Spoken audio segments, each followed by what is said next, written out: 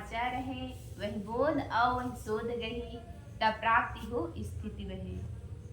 जिनसे हम प्रेम रखते हैं उनका जो रहन सहन है, उनका जो बात व्यवहार है, वह हमें बड़ा अच्छा लगता है और धीरे धीरे वही गुण हमारे अंदर आने लगता है। यदि हम संत गुरु से प्रेम रखते हैं तो जिनसे जिनके कारण हम उनसे प्रेम रखते हैं, जिनके कारण हम उनसे श्रद्धा रखते हैं, वही गुण, वही जीवन, उनका व्यक्तित्व धीरे धीरे हमारे अंदर आने लगते हैं। कहते हैं ना, संगत का असर पड़ता है। इसलिए यदि हम संत गुरु की संगत करें, उनसे लगाव रखें, उनसे प्रेम रखें, तो धीरे धीरे उनका जैसा ऊंचा जीवन है, उनका जैसा रहन सहन है, वैसी हमारे अंदर थोड़ा थोड़ा आने लगेगा। वो जैसे संसार की नश्वरता को देखते हैं, संसार की क्षण भंगुरता को देखते हैं और संसार में रहते हुए भी संसार में लिपायमान नहीं होते, उसी तरह धीरे धीरे हमारे जीवन में भी वो गुण आने लगेंगे। इसलिए सदगुरु कबीर साहब जी कहते हैं कि यह दुनिया 2 दिनों की है और इस 2 दिनों की दुनिया में प्रेम ना करो, क्योंकि यदि इस संसार में प्रेम करते हो, इस संसार के लोगों के प्रति मोह रखते हो, आसक्ति रखते हो, तो यही दुख का कारण बनता है और व्यक्ति दुख स्वयं बनाता है, उसे कोई दुख देने वाला नहीं होता है। वह किसी से मोह करता है, किसी से लगाव रखता है, किसी से चिपकाहट बना लेता है और वह व्यक्ति थोड़े दिनों में हमें छोड़कर चला जाता है, तब हम फूट फूट कर उनकी यादों में रोने लगते हैं। इसलिए कबीर साहब जी इस दीर्घ दृष्टि को देखते हुए कहते हैं कि तुम संसार के लोगों से प्रेम ना करो, क्योंकि ये तो 2 दिनों की है। यदि प्रेम करना है तो गुरु संतों से करो, जिससे तुम्हारा जीवन सुधर सके, तुम्हारा जीवन ऊपर उठ जाए। इस बात पर एक कहानी है। लोगों के मन में यही रहता है कि हमें बहुत चाहते हैं, घर परिवार वाले हमें बहुत मानते हैं, हमारे बिना लोग जी नहीं सकते। ऐसे ही हर व्यक्ति के अंदर यह भावना रहती है। एक कहानी के माध्यम से मैं अपनी बातें रखूं। एक गांव में एक महात्मा जी रहते थे। अब गांव में यदि संत महात्मा रहते हैं तो धीरे धीरे लोग उनसे मिलने जुलने के लिए आने लगते हैं। तो उस गांव में एक महात्मा जी रहते थे, तो उनसे मिलने के लिए एक व्यक्ति जो है 22-25 वर्ष का रहा होगा, तो वह रोज गुरु के चरणों में गुरु से मिलने जाते थे और वहीं उनका दिन भर वहीं उनका गुजर जाता था। महात्मा जी के पास रहते और उनकी सेवा करते और उनके ज्ञान से, उनके भजन से लाभ लेते, फिर शाम को घर चले जाते। ऐसा उनका रोज का दिनचर्या था। एक दिन जो है वह व्यक्ति महात्मा जी से मिलने के लिए नहीं आया। दूसरे दिन आया तो महात्मा जी ने प्रश्न किया कि तुम तो मुझसे रोज मिलने आते थे, कल क्या हो गया था? कल तुम आए ही नहीं, कल तुम दिखाई ही नहीं दिए। तो वह व्यक्ति बड़ी खुशी से कहने लगा कि गुरुजी, कल मेरी सगाई थी इसलिए मैं नहीं आ पाया। तब गुरुजी कहते हैं, चेला राम, अब तो तुम मुझसे गए। अब फिर वह व्यक्ति जो है रोज आने लगा। फिर 1-2 माह बाद, 1 सप्ताह तक नहीं आया। उसके बाद आया 1-2 सप्ताह बाद। तब गुरुजी ने फिर पूछा, चेला राम, इतने दिन तक कहाँ थे? तुम तो कभी इतना गेट नहीं करते थे, रोज आते थे, फिर एक अभी तक इतने दिन तक दिखाई क्यों नहीं दिए? तब चेला राम कहते हैं, गुरुजी, मेरी शादी हो गई, इसलिए मैं यहाँ आना भूल गया था, यहाँ की याद आ नहीं रही थी, इसलिए मैं इतनी देर गैप कर गया। तब गुरुजी कहते हैं, चेला राम, अब तो तुम माता पिता से भी गए। अब जब उसकी शादी हो गई तब वह गुरुजी से मिलने बहुत कम जाता था, कभी कभार जाता था। अब बहुत दिन हो गया, आया ही नहीं। फिर एक दिन बाद आया। तब गुरुजी ने फिर प्रश्न किया कि कल दिखाई ही नहीं देते, आज आ रहे हो इतने दिनों बाद, बात क्या है आखिर। तब वह व्यक्ति कहने लगा, गुरुजी मेरा जो है बच्चा आ गया, घर में बेटा पैदा हुआ है, इसलिए उनकी खुशी में मिठाई बांटते हुए आपके पास आशीर्वाद लेने के लिए आया हूँ। तब गुरुजी कहते हैं, चेला राम अब तो तुम अपने आप से भी गए। तब वह व्यक्ति समझ नहीं पाता है और प्रश्न करता है कि गुरुजी आप कहे, जब मेरी सगाई हुई तो आप कहे कि मुझसे गए, और शादी हो गई तब कहे माता पिता से भी गए, अब जब मेरे घर में बेटा पैदा हुआ है तब कह रहे हो कि अपने आप से भी गए। इसका खुलासा कीजिए, मैं आपकी बात को समझ नहीं पा रहा हूँ। तब गुरुजी कहते हैं कि पहले तुम्हारा संबंध मुझसे था, अब सगाई किए, उसके बाद मुझसे संबंध जो है कट गए, इसलिए तुम मुझसे चले गए, अब छूट गए। अब तुम्हारी शादी हो गई, तब माता पिता की चिंता थोड़ी रहेगी, या तो पत्नी आ गई है तो उसका ख्याल रखोगे, तो फिर तुम माता पिता से भी गए, माता पिता से भी छूट गए, और अब तुम्हारा बच्चा आ गया, तुम्हारे घर में बेटा पैदा हुआ है, तो तुम्हें अपनी चिंता के बजाय उससे अधिक ज्यादा चिंता तुम्हारे बच्चे की हो गई, तो तुम अपने आप से भी गए।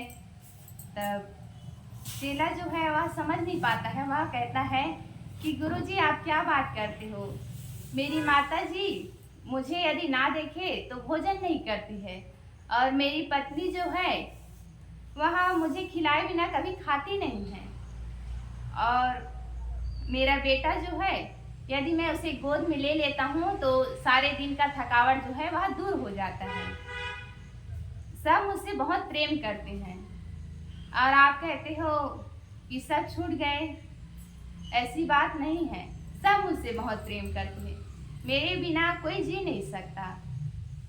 तब गुरु जो है कहते हैं कि तुम मोह नींद में सोए हो, जागो, ये संसार में कोई तुम्हारा नहीं है, सब स्वार्थवश तुम्हें चाहते हैं, यदि तुम उनकी स्वार्थ पूर्ति नहीं करोगे तो वही जो तुम्हें चाहते हैं वही तुम्हारा वैरी बन सकता है। गुरु की बात उनके पल्ले नहीं पड़ती है। तब गुरु जो है कहते हैं कि तुम यहाँ से जाना तो खा पी के सो जाना, फिर सुबह जो है मत उठना, श्वास रोक के सोए रहना, और जब तक मैं ना आऊं तब तक तुम बिस्तर से उठना मत। तब चेला जो वही करता है, घर जाता है, भोजन करता है और रात में सो जाता है। अब सुबह उठता नहीं है, तो उसकी पत्नी आती है, कहते उठिए जी सुबह हो गया। अब वैसे कह के वो काम करने चली जाती है, वो सोच रहते हैं, फिर बाद में फिर आते हैं, उठिए जी उठिए, कैसे नहीं उठ रहे हैं, देखते हैं कि सांस रुक गई है, तो फिर जो जो से रोने लगता है। फिर उसकी माता जी आती है और कहते हैं कि क्या हुआ बहू, क्यों रो रही हो। तब उसकी बहू जो है कहती है, माता जी देखिए ना, ये उठता नहीं है, रात को अच्छे से खाया पिया और सोया, और सुबह उठता नहीं। तब उसकी माता जो है उसे जोर जोर से हिला हिला कर रोने लगती है कि मेरे कुल का दीपक बुझ गया, मेरे कुल का दीपक बुझ गया, हाय क्या हो गया मेरे घर परिवार को, किसकी नजर लग गई। ऐसा करके वह फूट फूट कर छाती पीट पीट कर रोने लगती है। धीरे धीरे पड़ोसी वाले भी आ जाते हैं, बात क्या है, इतनी जोर जोर से आपके घर में रोने की आवाज काहे को आ रही है। तब देखते हैं कि उसका बेटा जो है नीचे पड़ा है और सब उसके सामने रो रहे हैं, गिड़गिड़ा रहे हैं। अब पड़ोसी पूछने लगे कि आखिर बात क्या हुई, आपका बेटा ऐसे कैसे मर गया। तब माता जी कहते हैं बात कुछ नहीं है, रात को अच्छे से खाया सोया और सुबह जगा रहे हैं, उठ नहीं रहा है, क्या हुआ, किसी का टोना हो गया, क्या हुआ पता नहीं चल रहा है। मेरा बेटा तो ठीक ठाक था, स्वस्थ था, कोई बीमारी नहीं थी। ऐसे करके पड़ोसी वाले को बताते हैं। पड़ोसी वाले कहते हैं कि हो सकता है यह गुरु महाराज के पास आता जाता रहता है, कोई गुरु महाराज ही कुछ बता सकते हैं। तो फिर वो लड़के के पिता जो है गुरु महाराज को लाने के लिए जाता है। गुरु महाराज आते हैं तो देखते हैं कि उनका शिष्य मरणासन में पड़ा हुआ था और घर परिवार वाले फूट फूट कर रो रहे थे। उसकी पत्नी की हालत बुरी तरह से बेकार हो गई थी रो रो कर।